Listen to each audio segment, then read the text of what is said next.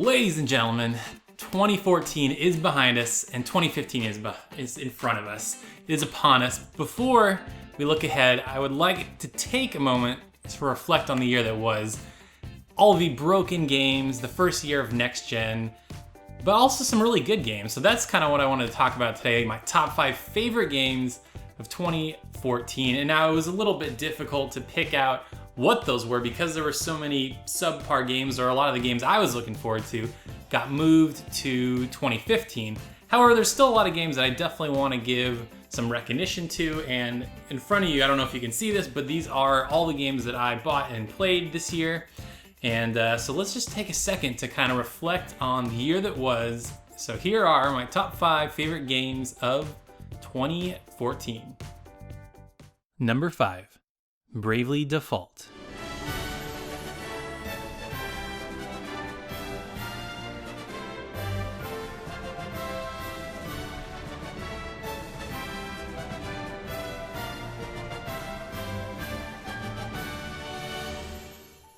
Bravely Default. Wow, what can I say about this game? In my opinion, the single best JRPG of 2014. Now, the big franchises were really lagging behind in my opinion. Lightning Returns was bad. I really didn't like Exilia 2, and Persona 5 is taking forever. But to fill these shoes is who else but originally Square Enix, brought here by Nintendo, this little franchise called Bravely Default. It's a very classic turn-based JRPG with this really gorgeous watercolor art style, and I loved everything about it. Now, what I kind of liked is how the story was simple. It wasn't that difficult to understand. It was about, re-energizing these 4 crystals and these characters just joining together to go on this adventure. Very classic style Final Fantasy, if you really think about it. With crystals was the main theme in some of the old ones. But the game changer was, 1, the Bravely and Default system, and then 2, the way that you can manipulate the encounter rate. Now, for me, going back to play old school style JRPGs, one of the hardest things about it is how the encounter rates are so high and you can't control them. It's very frustrating if you're just trying to get from one end of the dungeon to the other, or if you have one of your party members down and you're just trying to run back to town to revive them. It's difficult and frustrating, but in Bravely Default, you can turn it all the way off. If you're in the middle of a dungeon and half your party gets wiped out, you can turn it off, run back to town, get some items, go back. Or on the flip side, if there's a boss that's too hard, you can turn it up to 200% and just get battle after battle after battle and just grind to your heart's content. Now, that it does have some problems, how it repeats itself at the end of the game, which I know a lot of people had problems with. But for me, for my money, this is exactly what I want in a JRPG. Classic JRPG style, amazing soundtrack, great art style, and just fun, deep combat. So for my money, Bravely Default is definitely one of the top 5 games of 2014. Number 4, Shovel Knight.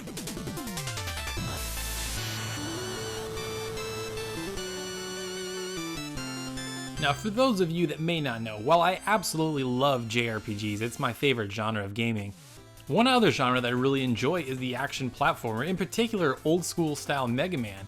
Now, when I saw Shovel Knight, I saw it across a bunch of different websites. I think the first time I actually saw gameplay was when the Game Grumps had like a pre-alpha build or a beta build of it, and it looked really cool. It had that kind of DuckTales style pogo with the shovel and just some great action platforming.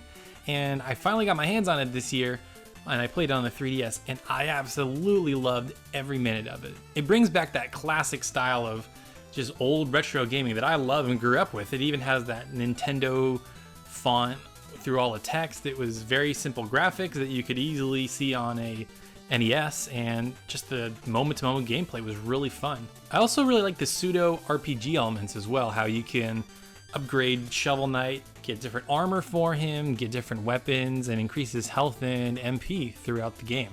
Now, while I do enjoy the cinematic experiences in games like, Uncharted and Tomb Raider and Infamous, those AAA action games, I do enjoy something a little bit more fun and challenging like Shovel Knight, and I really loved playing through this. In fact, I played through this game twice this year. It was that good. I really love what the indie community scene is doing right now in gaming.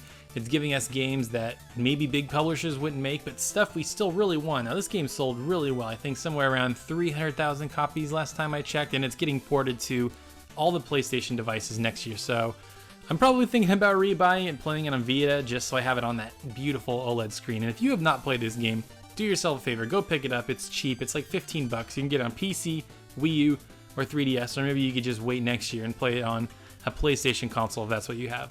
But like I said, I love retro action platformers, and Shovel Knight was one of the best I've ever played in my life. It easily fits at number 4 on my list. Number 3, Kirby Triple Deluxe.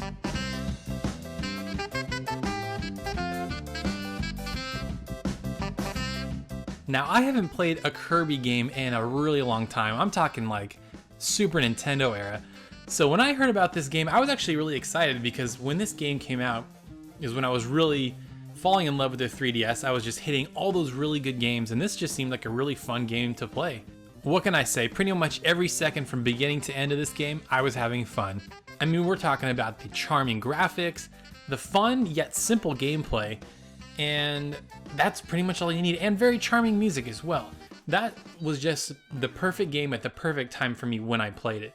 At the time I was driving a lot, and it was really great to, when I needed to take a break, to just pull over, bust out Kirby, and just play a quick level or two. And like I said, it was just fun from beginning to end, and not many games I can say that about this year, where from beginning to end, every single minute, every single second was fun. And for me, that's pretty much why Kirby's on this list. For a long time, I would say for a good several months up until the fall releases started coming out, Kirby was my game of the year, no joke. That's how much fun it was, and that's how refreshing and charming and just really great that game was for me. So that's really why Kirby is up in the top 3 at number 3 for me in 2014. Number 2, The Evil Within.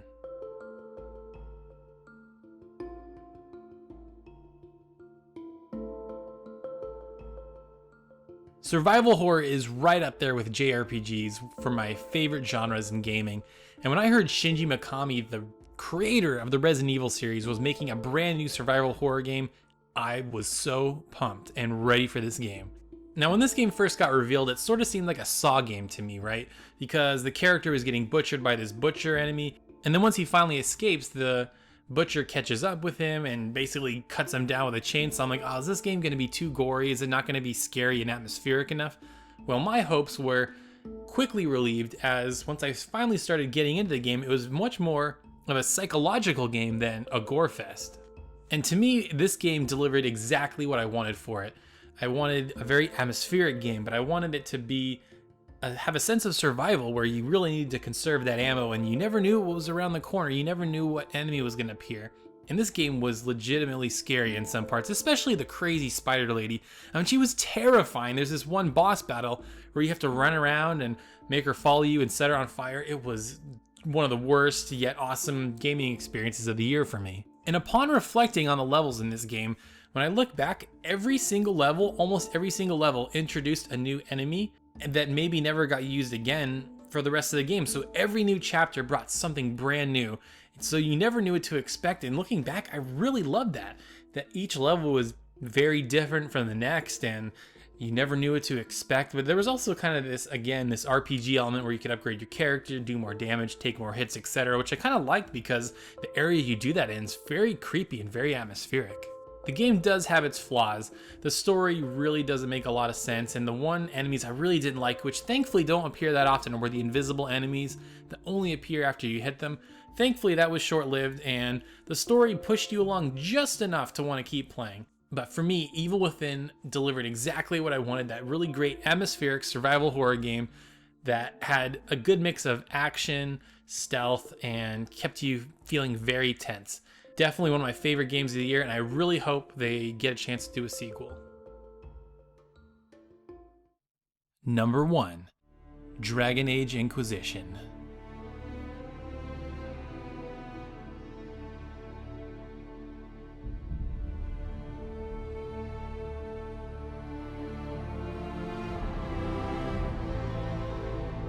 I love games where you can explore and find little nooks and crannies and go on side quests to discover really neat mysteries about the world. And games that are just huge, where there's a million things to do that are interesting and not just boring fetch quests or kill 5 things. And no game more so than Dragon Age Inquisition did that for me in 2014, and that is why it is my game of the year for 2014. Now, I didn't really know what to expect going into this game. It just seemed like a very Skyrim-ish kind of game. Very open environments, but the combat was a little MMO with a lot of cooldowns, and I had not played a Dragon Age game before, so I thought maybe I'll get a little bit lost, but man, when I first stepped foot into the hinterlands and was able to just explore, find these little nooks and crannies in the waterfalls, mine different crystals and different items, and save a farm and do all these different things, every single side quest to me felt interesting. Every area seemed like it was designed with intent, and that's above all else in Dragon Age I love most, is the design of the world.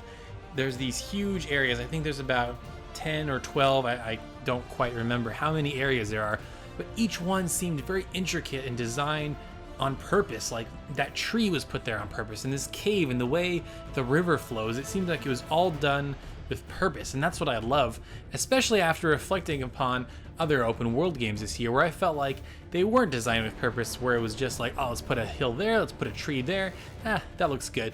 But when you go in and play Dragon Age, this world is huge and there's so many things to do and so many people to talk to and so many interesting things to do.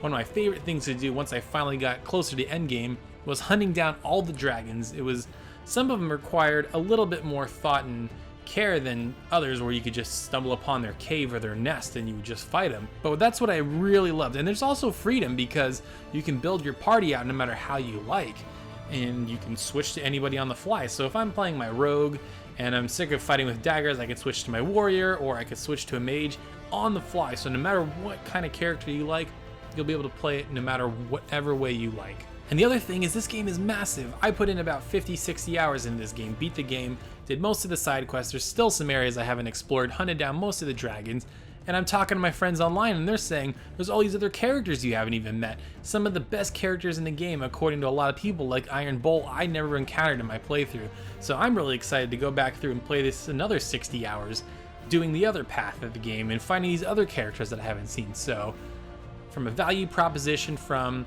a design proposition, just from everything I want out of a game, Dragon Age Inquisition was it for me, and that is why it is my game of the year for 2014. There you have it. Game of the year, Dragon Age Inquisition. My favorite game that I played this year. Just was so much fun to explore all these different areas, battle dragons, and I've never really played a Dragon Age game before, so it was really fun to kind of just dig into that world and have a lot of fun with it. So I would definitely like to hear what your favorite games of 2014 were. There definitely was a lot of games to get excited about, a lot of fun games, especially on Wii U. Now keep in mind, I don't have an Xbox One or a Wii U, so anything that came out on those systems I didn't get a chance to play, so keep that in mind, and stay tuned. I think I'll be doing a video on my most anticipated games of 2015, because this year shaping up to be a doozy. So thanks once again for watching, everybody, and we'll see you next time.